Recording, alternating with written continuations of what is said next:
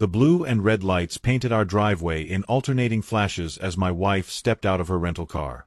Commander Alyssa Thompson, still in her dress whites after 8 months at sea, looked more confused than concerned. The woman screaming from across the street, however, seemed ready to burst a blood vessel. That was my first real introduction to our HOA president, though I'd learned her name was Patricia Garrison only after the officers started writing citations. My wife had texted me from Norfolk that morning. Simple message. On my way home. Can't wait to see you. 8 months aboard the USS Truman had felt like 8 years. I'd cleaned the house twice, bought her favorite flowers, and even attempted to cook that pasta dish she loved. What I hadn't prepared for was our neighborhood's self-appointed guardian deciding my wife was a threat to suburban security. Patricia Garrison ruled our Cedar Heights neighborhood like her own personal kingdom. She measured grass height with an actual ruler. She timed how long garbage cans stayed at the curb. She once fined the Andersons $75 because their garden gnome faced the wrong direction.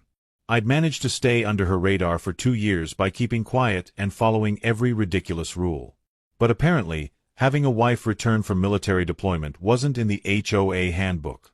I was in the kitchen when I heard the commotion. Through the window, I saw Alyssa standing by her car, hands visible, talking calmly to 2 police officers. Patricia stood behind them, gesticulating wildly, her voice carrying across the street. Something about suspicious individuals and stolen valor and how real military people don't just show up unannounced. I rushed outside, my heart pounding. The scene was surreal.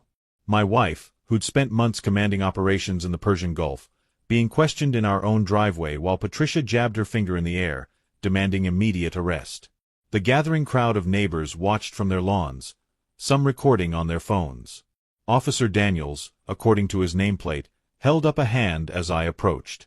His partner, Officer Nguyen, continued questioning Alyssa. She answered with military precision, her voice steady despite the absurdity. Yes, she lived here. Yes, she was returning from deployment. No, she didn't think she needed permission to come home to her own house. Patricia's voice rose higher with each answer.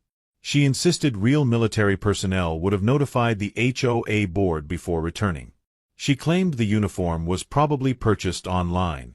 She demanded they check for weapons because everyone knew military imposters were dangerous. The woman actually used the phrase, "I pay your salary," 3 times in 2 minutes. Then Officer Nguyen asked for identification. Alyssa reached into her pocket slowly, producing her military ID. The change was instant. Nguyen's eyes widened. His posture straightened. He showed the ID to Daniels, whose expression shifted from routine boredom to something approaching panic. They both looked at the rank insignia on Alyssa's uniform, then at each other, then back at the ID.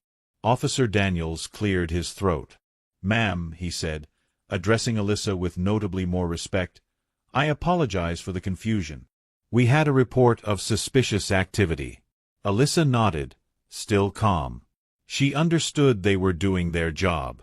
What she didn't understand was why Patricia was now screaming about knowing the police chief personally. That's when Officer Nguyen surprised everyone. He stepped back, straightened his uniform, and snapped a salute. "Former Navy, ma'am. Machinist mate 2nd class. Served on the Lincoln. It's an honor." Patricia's mouth fell open. The crowd murmured. Alyssa returned the salute with practiced ease, and I saw her shoulders relax slightly. The power dynamic shifted like a tide changing direction. Suddenly, Patricia wasn't the one in charge. The officers turned their attention to her, asking why she called 911 for a non-emergency.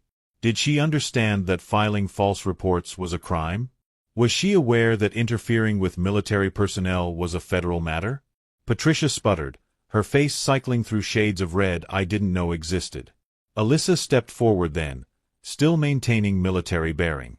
"Officers, I appreciate your response.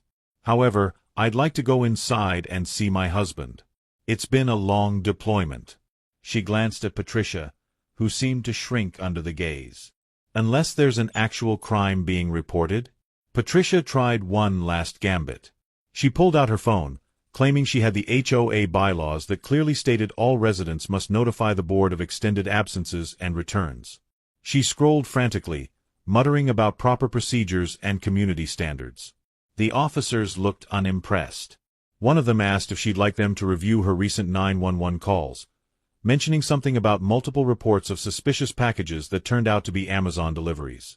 The crowd grew larger. I recognized most of our neighbors, people who'd suffered under Patricia's reign for years. The Johnsons, fined for having the wrong shade of beige on their shutters. The Nguyen's, cited for their children's bicycle being visible from the street for more than 30 minutes. Everyone who'd been nickeled and dimed by arbitrary rules was watching their tormentor face actual authority. Officer Daniels took out his notepad. "Ma'am," he said to Patricia, "I'm issuing you a warning for misuse of emergency services. Another call like this and you'll be cited. Additionally, making false claims about military personnel could result in federal charges. I suggest you return to your home and reconsider your approach to Neighborhood Watch." Patricia's hand shook as she took the warning. Her voice cracked as she tried to argue about her rights as HOA president. Alyssa handled it with grace. She thanked the officers for their service and their time. She shook hands with Officer Nguyen, who asked about the Truman's latest deployment. They chatted briefly about ports and duty stations while Patricia stood frozen, warning citation in hand. The crowd began dispersing, but not before several neighbors offered Alyssa welcome home wishes. Mrs. Chen from 2 doors down actually applauded. As the police car pulled away, Patricia found her voice again. "This isn't over," she hissed. "The HOA board will hear about this. You've violated multiple bylaws. Your grass is probably over regulation height." Alyssa finally looked directly at her. "Ma'am, I've spent 8 months dealing with actual threats to national security. Your tape measure doesn't scare me." The silence that followed was beautiful. We went inside, leaving Patricia on the sidewalk, still clutching her warning. Through the window, I watched her storm back to her house, nearly running into the Andersons' correctly positioned garden gnome. Alyssa collapsed on the couch, finally allowing exhaustion to show. "Some homecoming," she said with a tired smile. I sat beside her, still processing what had happened. "At least you didn't have to face enemy fire," I offered. She laughed. Enemy fire was less predictable than suburban politics. That evening, word spread through the neighborhood like wildfire. Text messages flew between houses. The neighborhood Facebook group, usually filled with Patricia's proclamations about lawn violations, exploded with celebration emojis and barely contained glee. Someone posted the video of Officer Nguyen saluting Alyssa, and it had 47 reactions within an hour. For the first time in 3 years, Cedar Heights felt like a community instead of a minimum security prison. Patricia didn't take defeat quietly. She spent the rest of the day marching from house to house with a clipboard, trying to rally support.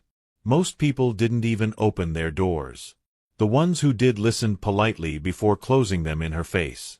I watched from our window as she stood on the Petersons' porch for 10 minutes, ringing the doorbell while they were clearly home. Their car was in the driveway. Their TV was visible through the window. They simply refused to acknowledge her existence. By sunset, Patricia had resorted to leaving typed notices on everyone's doors.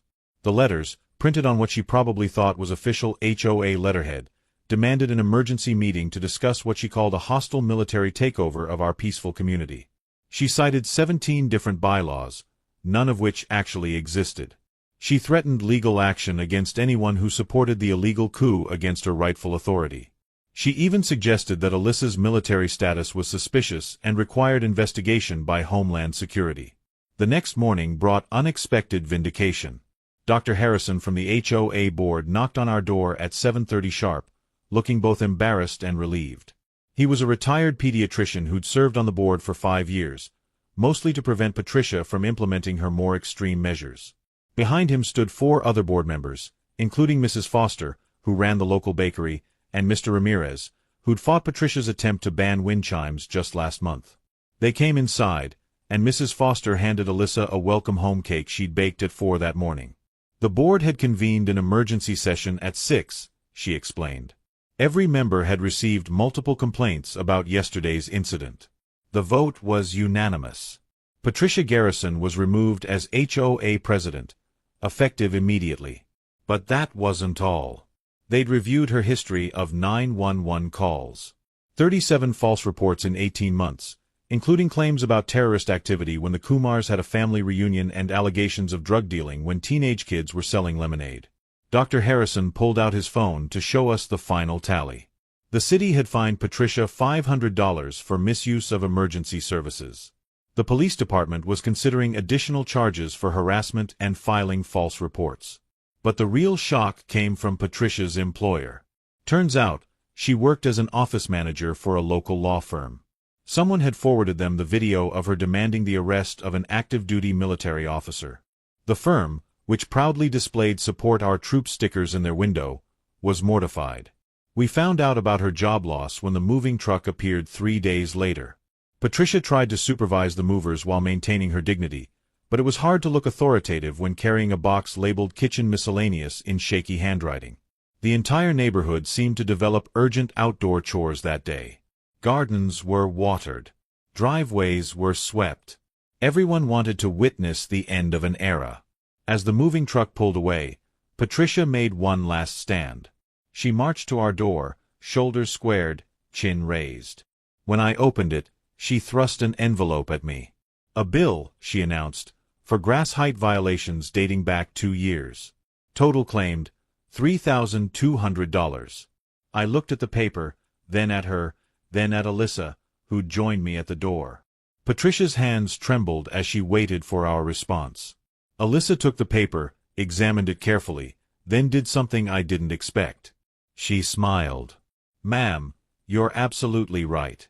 Some of these grass measurements do exceed HOA guidelines by 1/8 of an inch.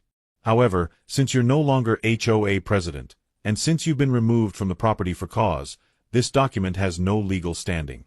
But I'll keep it as a souvenir of your dedicated service to our community."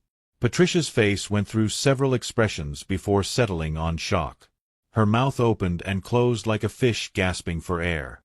Then, without another word, she turned and walked to her car, where the last of her belongings waited. The entire neighborhood watched her drive away. Someone started clapping. Then another. Soon, 40 people were giving her departure a standing ovation. Her shocked shriek as she peeled out of Cedar Heights was the last we ever heard from Patricia Garrison.